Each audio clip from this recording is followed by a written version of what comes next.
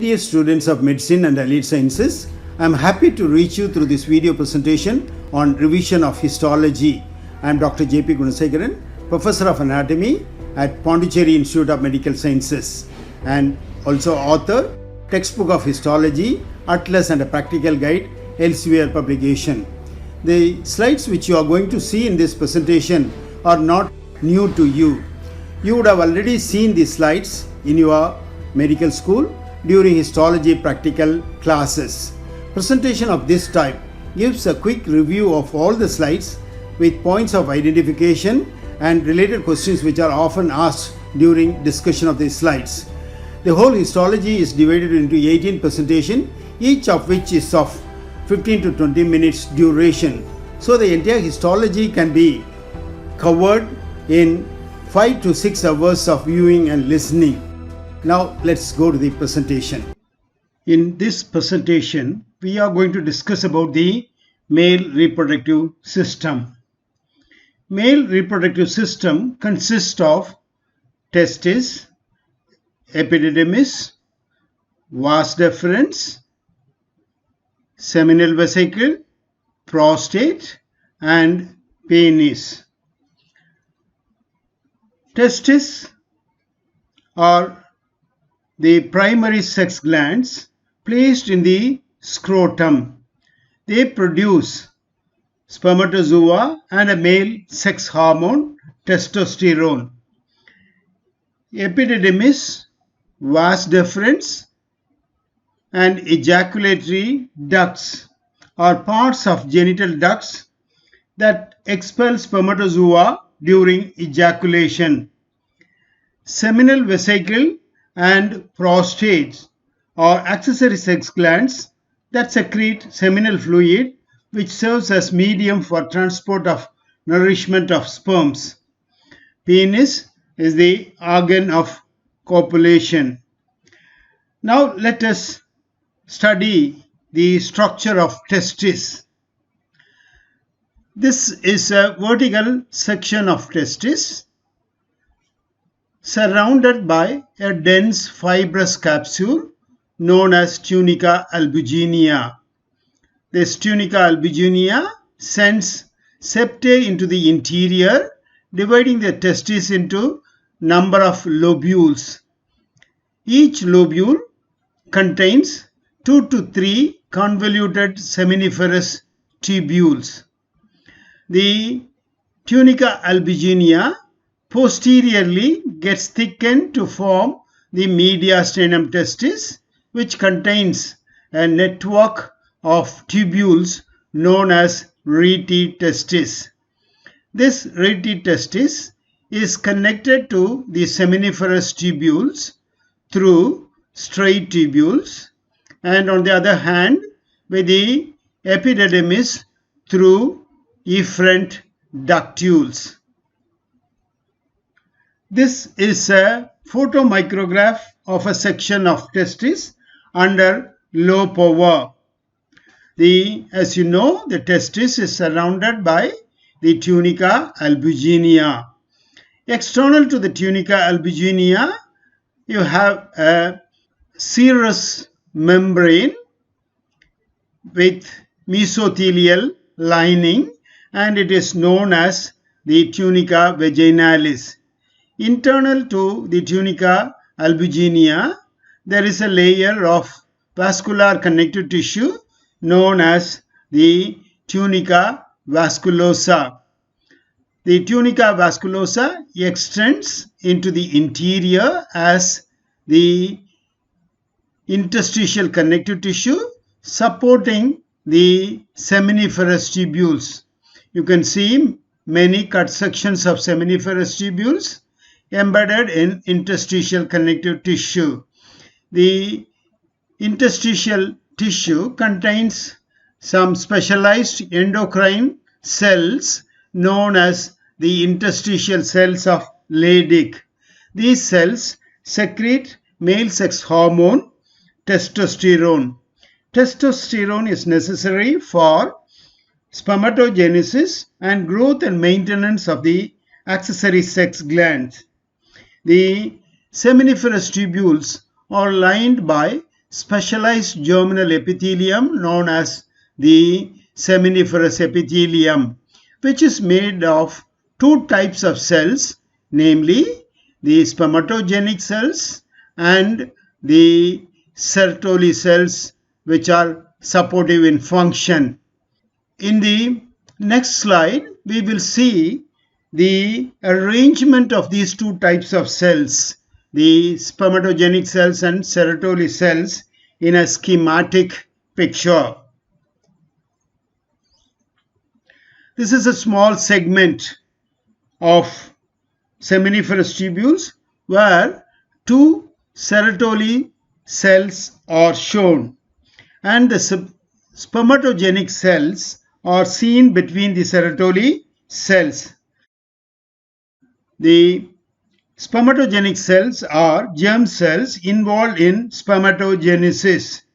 They are arranged in a sequential manner of developmentally higher order from basement membrane to lumen, and these cells are the spermatogonia, primary spermatocytes, secondary spermatocytes, spermatids, and sperms. Seminiferous tubules are the sites where the spermatozoa are produced by a process called spermatogenesis. Now let us discuss about the steps involved in spermatogenesis. As you know, spermatogenesis has got two phases. Phase 1 is the formation of spermatids from spermatogonia and is known as spermatocytogenesis. And the second phase is the spermiogenesis, where the non-motile spermatids transform into male spermatozoa. So, these are the two phases of spermatogenesis. Many changes are taking place in spermatids during spermiogenesis. What are the changes which are taking place in spermatids during spermiogenesis?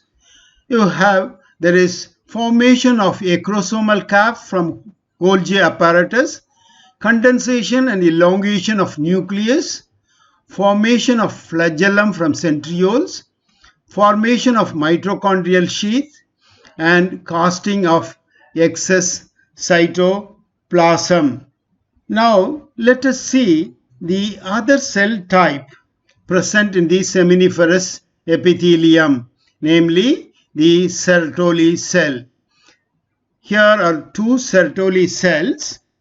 These Sertoli cells are tall columnar cells with a echromatic nucleus with a well-developed nucleolus.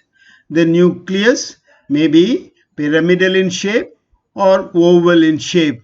These cells show lateral cytoplasmic processes which give structural support to these spermatogenic cells, and the basal lateral cytoplasmic processes of adjacent Sertoli cells come into contact with one another at a tight junction over here, dividing the lumen into a basal compartment and an adluminal compartment. The basal compartment contains spermatogonia, whereas the adluminal compartment contains the developing spermatogenic cells, the spermatocytes and spermatids. And this tight junction forms the blood-testis barrier, which prevents the entry of harmful substances and antigens to set up an autoimmune reaction to the spermatogenic cells in the adluminal compartment, because the genetic makeup is different in these cells than that of the spermatogonia in the basal compartment. So now let's see the function of the Sertoli cells. The main functions are It gives structural and metabolic support to the spermatozoa and protects and nourishes them. And these cells are involved in phagocytosis. The excess cytoplasm that is shed from the spermatid is engulfed by the Sertoli cells, and they are involved in secretion of androgen binding protein and inhibin. Of course, last but not the least, they form the blood-testis barrier. This is a high-power view of testis showing arrangement of cells in the seminiferous tubules. You can make out the different types of spermatogenic cells, namely the spermatogonia, which are sitting on the basement membrane, and next to the spermatogonia you have primary spermatocytes and then secondary spermatocytes. And the secondary spermatocytes are very difficult to see because they enter into the second meiotic division immediately after the first meiotic division. So it's rare to see the secondary spermatocytes in a section. And these cells are the spermatids, and here you can see clusters of spermatozoa attached to the Sertoli cells. These are the tall columnar Sertoli cells, which can be identified by the achromatic or vesicular nucleus, which is triangular in shape with a well-developed nucleolus. You can also see another Sertoli cell with the vesicular nucleus and well-developed nucleolus. And you can also see the other types of cells, the cells of Leydig outside in the interstitial connective tissue, and you can see the tunica albuginea, which is the capsule of the testis. This is a HND drawing of testis, which can be identified by the presence of seminiferous tubules, interstitial cells of Leydig between the seminiferous tubules, and spermatogenic cells at various stages of maturation in the seminiferous tubules. And of course, you can also see the Sertoli cells. This slide shows two stained sections of epididymis. The upper one is stained with hematoxylin and eosin, and the lower one is stained with some special stain. And the epididymis is made of ductus epididymis. These ductus are lined by the pseudostratified columnar epithelium with stereocilia. The lumen contains clusters of spermatozoa which are stored and undergoing maturation. The ductus epididymis are covered externally by circularly arranged smooth muscle fibers, and these smooth muscle fibers seen at the periphery increases in thickness from proximal to distal, that is from head to tail of the epididymis. Rhythmic contraction of the smooth muscle causes expulsion of stored spermatozoa during ejaculation. This is a HND drawing of epididymis, which can be identified by the presence of ductus epididymis lined by pseudostratified columnar epithelium with stereocilia, spermatozoa in the lumen, and smooth muscle cells arranged circularly surrounding the duct. This is a section of ductus or vas deferens under low power. Vas deferens is a thick muscular tube made of three coats, namely inner mucosa, middle muscle layer, and outer adventitia. The mucosa comprises of the epithelial lining, which is pseudostratified columnar epithelium with stereocilia, supported by the lamina propria. The mucosa is thrown into longitudinal folds which give the lumen a star-shaped appearance. The lumen contains clusters of spermatozoa which are stored in the vas deferens as well as in the epididymis. And the middle layer is a muscle layer which is made of smooth muscle fibers arranged into three layers: inner longitudinal, middle circular, and outer longitudinal.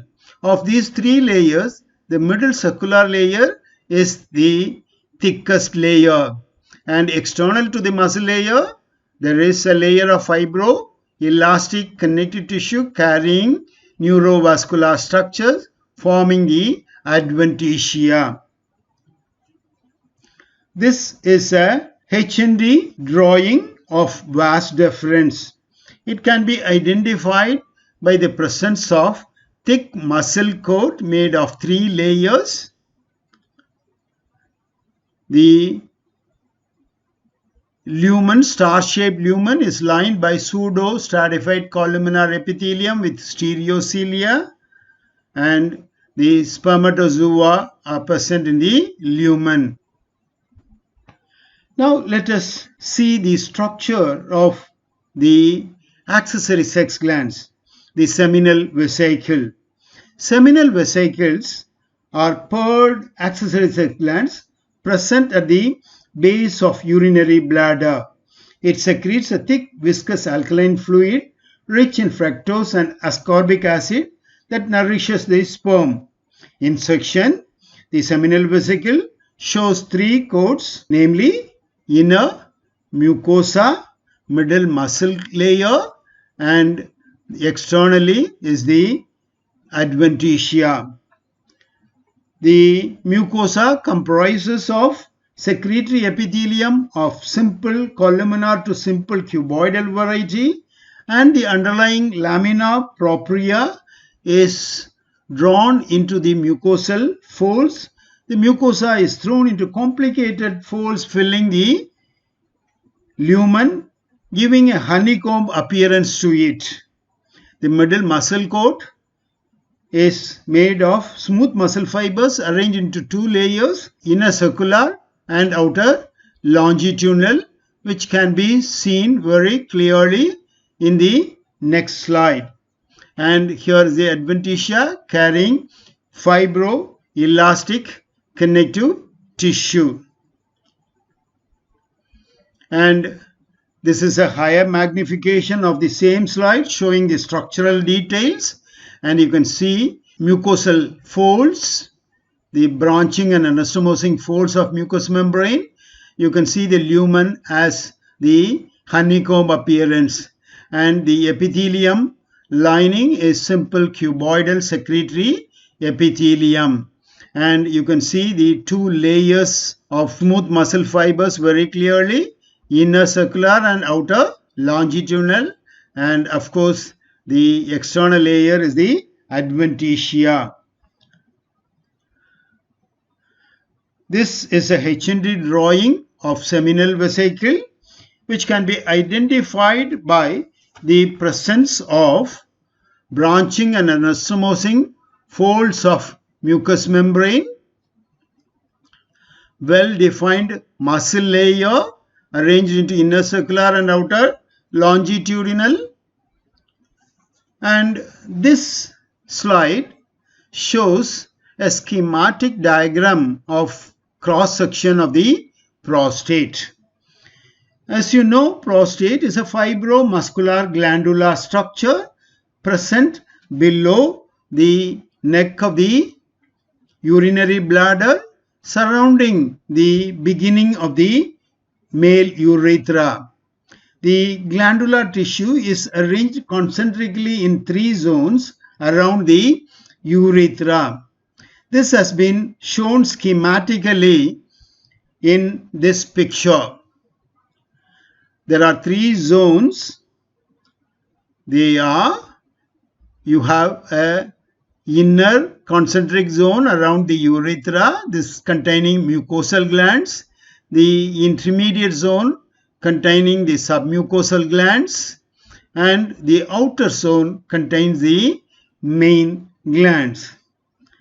This is a real picture of or a photomicrograph of prostate under scanner showing the three different zones around the prostatic urethra, and these glands which are very close to the prostate is the inner zone of mucosal glands, and these glands are the intermediate glands of submucosal type, and the peripheral zone contains a main glands. The gland secretes a thin milky fluid rich in citric acid, acid phosphatase, amylase, etc. In benign prostatic hypertrophy, the mucosal and submucosal glands are affected, leading to obstruction of urethra as happens in the old age. The main glands in the outer zones are affected in carcinoma prostate, which is the second most common cancer in elderly men. This is a low power view of prostate from the peripheral zone, that is main glands, showing prostatic alveoli embedded in fibromuscular stroma. The stroma contains fibrous tissue, collagenous tissue, as well as smooth muscle fibers, so together called fibromuscular stroma. And these large irregular prostatic alveoli are lined by the secretory simple columnar epithelium, and the lumen contains secretory material which may be condensed to form the prostatic concretions or the corpora amylaceae. This is a HND drawing of prostate which can be identified by the presence of large irregular prostatic alveoli lined by simple cuboidal to columnar epithelium, and these alveoli are embedded in the fibromuscular stroma, and you may see the prostatic concretions or the corpora amylaceae inside the lumen. So in short, the prostate is a fibromuscular glandular organ. This slide shows the probable viva questions on testis. I want the students to go through these questions, which are often asked during the discussion of these slides. These are the other viva questions from male reproductive system. With this, we come to the end of presentation on male reproductive system. Thank you very much for listening and watching. Thank you.